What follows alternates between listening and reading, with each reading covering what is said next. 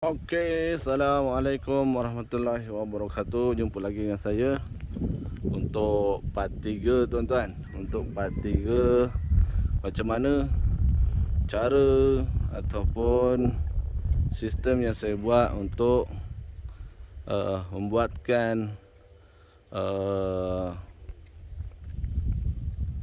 breeding ataupun pembiakan lembu untuk secara berjaya tuan-tuan.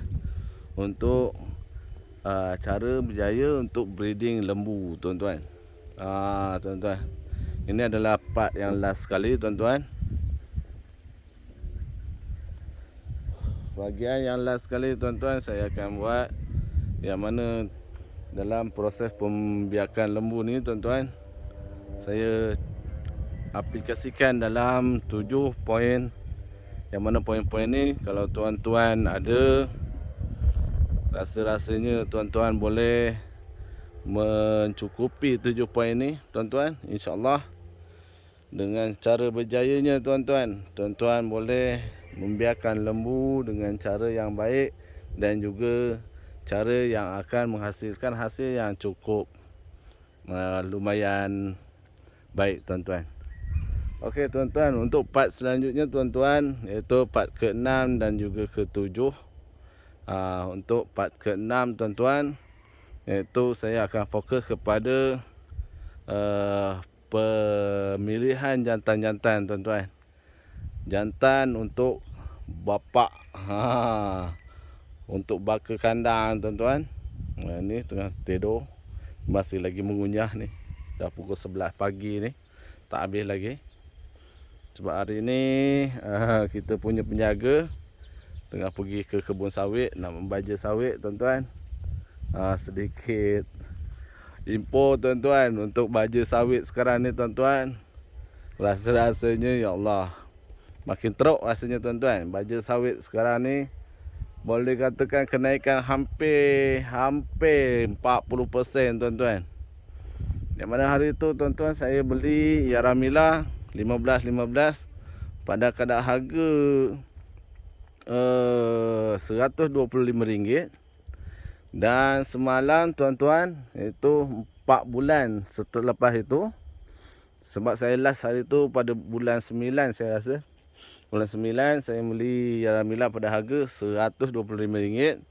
Yang mana semalam tuan-tuan saya beli Yaramila atau baja untuk sawit ni pada harga RM176 satu guni. Satu guni berkapasiti berat 50 kilo tuan-tuan. Walaupun dah terbukti keberjayaannya, kebaikan Yaramila tu, tapi tuan-tuan pada harga yang cukup mahal ni, saya rasa kena fikir 2 kali lah untuk next pembajaan.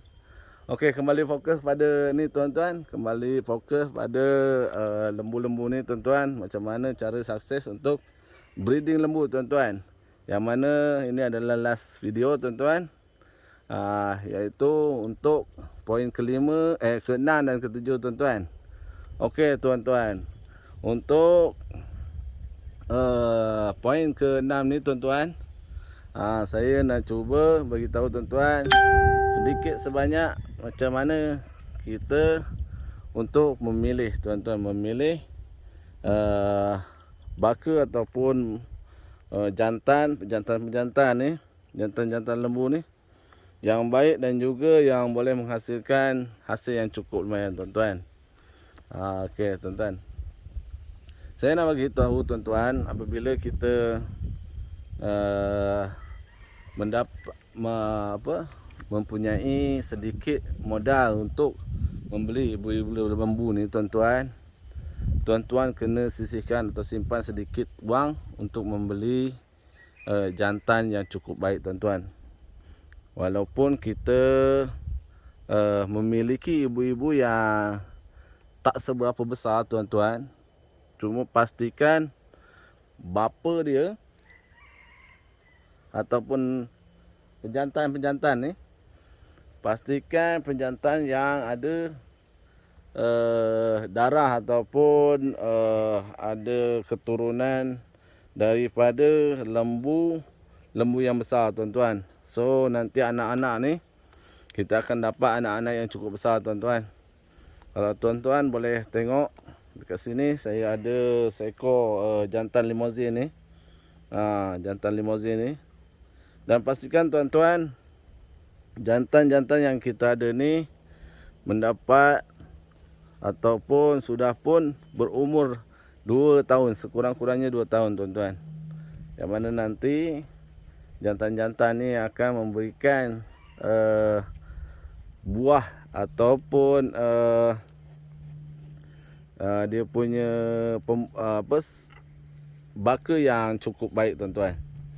Kalau tuan-tuan boleh tengok, ada beberapa ekor saya yang dapat apabila keluar je anak, dalam 2-3 bulan pun kita dah nampak dia punya besar, dia punya badan tu cantik lah tuan-tuan. So pastikan tuan-tuan, untuk bapa ni, pastikan bapa-bapa yang besar lah. Macam ni tengok-tengok tuan-tuan, saya boleh zoom dia punya daging. Baka yang cukup bagus. Tapi seperti mana tuan-tuan tahu, apabila jantan-jantan ni dah bercampur dengan betina-betina ni, badan dia memang tak berapa besar lah tuan-tuan. Sebab dia fokus kepada selain dia makan kan, dia akan fokus pada mengejar betina-betina ni tuan-tuan. Dan untuk pengetahuan tuan-tuan, saya ada lebih kurang 40 ekor jantan, 40 ekor betina ni. Saya hanya memberikan 2 tuan-tuan, sekurang-kurangnya 2 ekor jantan untuk membuahi ataupun mengawan dengan betina-betina tuan-tuan. Saya rasa cukup untuk 2 ekor saja tuan-tuan. Apabila saya memasukkan 1 ekor tuan-tuan, saya dibimbangi nanti ada tak cukup kuat ke ataupun macam mana tuan-tuan. So saya akan meletakkan 2 ni tuan-tuan, 2 jantan, iaitu hitam dengan yang ni, jantan merah ni. Dulu saya ada 3 ekor tuan-tuan. Satu lagi jantan limousin merah, lebih besar lagi daripada yang ni, lebih besar lagi daripada ni, tapi dikarenakan sakit tak dapat tertolong dan ianya mati tuan-tuan. Itu adatlah kita membela binatang hidup ni tuan-tuan. Okey, yang last sekali tuan-tuan, yang last sekali, pastikan kita koreksi lagi yang 6 poin tadi. Koreksi lagi daripada kandang semua tu, dengan sistem tempat untuk macam mana kan. Yang last sekali, pastikan tuan-tuan ada sedikit ilmu untuk menjaga ternakan tuan-tuan ni daripada penyakit tuan-tuan. Daripada penyakit, yang mana tuan-tuan boleh standby ubat-ubatan. So tuan-tuan boleh selamatkan mana-mana lembu-lembu yang sakit ni. Kita boleh cucuk tuan-tuan, boleh cucuk sendiri je, tak payah kita panggil doktor-doktor haiwan ni. Kita boleh cucuk sendiri tuan-tuan. Yang mana pengalaman saya dulu, ada seekor limousin merah yang cukup besar tuan-tuan. Dikarenakan dia manjat dekat lantai yang berbatu, so dipecah kaki dia ni, pecah kaki dan tak dapat ditolong tuan-tuan.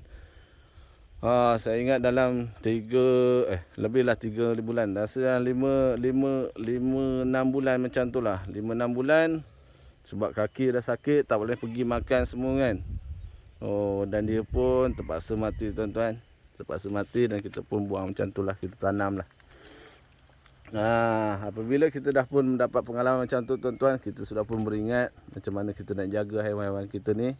Sebab haiwan-haiwan kita ni tuan-tuan bukannya murah tuan-tuan.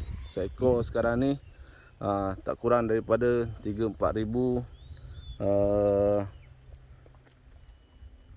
ribu ringgit seekor tuan-tuan. Belajar daripada pengalaman saya itu hari, yang hitam ni pernah tak makan dalam 3-4 hari. Dia tak makan, dia cukup tidur macam ni je, dia tak boleh nak bangkit apa kan. So So saya cucuk sendiri, saya bagi ubat demam, saya bagi ubat yang sesuai, bagi vitamin semua tuan-tuan. Alhamdulillah 3 hari lepas kita cucuk tu dia dah boleh berjalan, dah boleh makan seperti biasa tuan-tuan.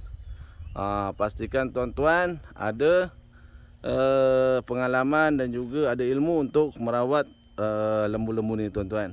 Jangan mengharapkan pekerja, sebab pekerja ni tuan-tuan, tuan-tuan boleh ingat pekerja ni dia orang cuma mengharapkan gaji saja, tak mengeluarkan modal apapun tuan-tuan. So tuan-tuan yang mengeluarkan banyak modal ni, pastikan tuan-tuan ada ilmu untuk menjaga daripada segi penyakit dan juga segi macam mana ternakan tuan-tuan ni untuk berjaya tuan-tuan.